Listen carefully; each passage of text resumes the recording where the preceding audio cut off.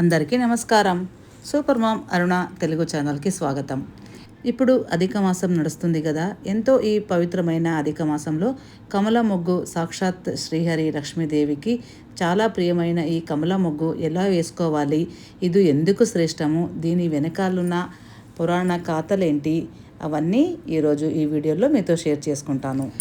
ఇలాంటి రోజుల్లో ఈ కమల మొగ్గు ఇంటి ముందు కానీ, దేవుని ఇంట్లో కానీ, ఒక పీట పైన కానీ వేస్తే ఇంట్లో శాంతి, సమృద్ధి, సుఖం దొరుకుతుందంటే నమ్ముతారా? నిజమండి, ఇది అదే ఈ కమలం మొగ్గు. నేను ఈరోజు మా ఇంట్లో 33 కమల మొగ్గు పెట్టుకున్నాను. అది ఎలా పెట్టుకున్నాను అనేది మీకు చూపిస్తూ దాని వెనకాల ఉన్న పురాణ కథలు ఏంటి అనేది చెప్తాను. 2 కథలు చెప్తాను, చిన్న చిన్నవి. మొదటిది, ప్రళయం ముగిశాక ఇడీ జగత్తు నీళ్లమయమైంటుంది కదా. అప్పుడు మహావిష్ణువు శేషశయనై పండుకుని ఉంటాడు. తన నాభి నుంచి అంటే ఒక్కల నుంచి ఒక దివ్యమైన కమలం పువ్వు వస్తుంది. ఆ కమలం పైన ఈ జగత్తನ್ನು సృష్టి చేసిన బ్రహ్మదేవుడు పుట్టేది. అంటే ఇడీ సృష్టి ఈ కమలం నుంచే ప్రారంభం అయిందని కూడా చెప్తారు. రెండో కథ ఏంటంటే, సముద్ర మథనం. అందరూ వినే ఉంటారు మీరు. సముద్రం నుంచి లక్ష్మి పుట్టుకొచ్చేటప్పుడు పెద్ద సుందరమైన కమలం పువ్వు పైన పుట్టుకొస్తుంది, కూర్చొని వస్తుంది అని చెప్తారు. అందుకని లక్ష్మికి కమలవాసిని అని కూడా అంటారు. లక్ష్మికి ఎంతో ఇష్టమైన ఈ కమల మొగ్గు వేస్తే ఆమె కృపా కటాక్షాలు దొరుకుతాయని కూడా చెప్తారు.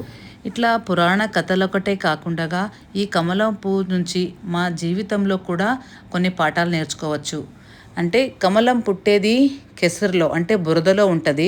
అయినా దానికి ఇంత కూడా బురద మరకకుండగా ఎంత బాగా అరళి సువాసనతో ఎంతో సుందరంగా పవిత్రంగా ఉంటుంది.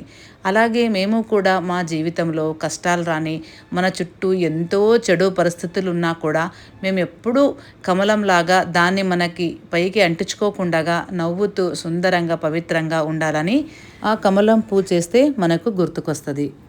ఇలాంటి ఈ కమలం ముగ్గు 33 పెట్టి దానికి పసుపు కుంకుమ వేసి పూలు పెట్టి హారతి చేసి 33వ దీపం వెలిగించి ఎంతో కొంత నైవేద్యం పెట్టి పూజించుకుంటే సకల అష్టైశ్వర్యాలు దొరుకుతాయి. దాంతోపాటు మన ఇంట్లో ఏదైనా నెగిటివ్ ఎనర్జీ ఉంటే అది కూడా పోయి అంత పాజిటివ్ అంటే మంచి ఆలోచనలు వస్తాయని కూడా చెప్తారు.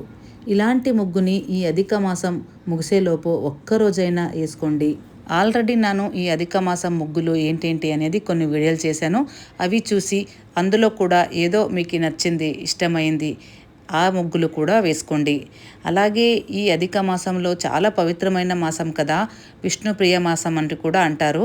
అందుకని మీకు చేతనైనంత దానాలు చేసేది, వ్రతాలు చేసేది, వాయినాలు ఇచ్చేది అవి కూడా చేయండి.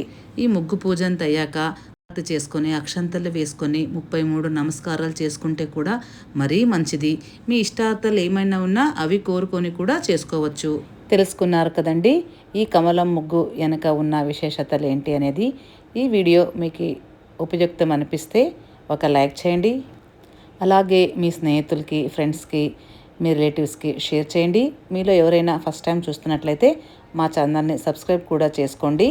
ఎందుకంటే నేను అప్పుడు కన్నడ ఛానల్లోనే తెలుగు కూడా అప్లోడ్ చేస్తుంటే ఇప్పుడు సూపర్ మామ్ అరుణ తెలుగు అని కొత్త ఛానల్ చేశాను. అందుకని అందరూ సబ్స్క్రైబ్ చేసుకోండి, సపోర్ట్ చేయండి. బాయ్.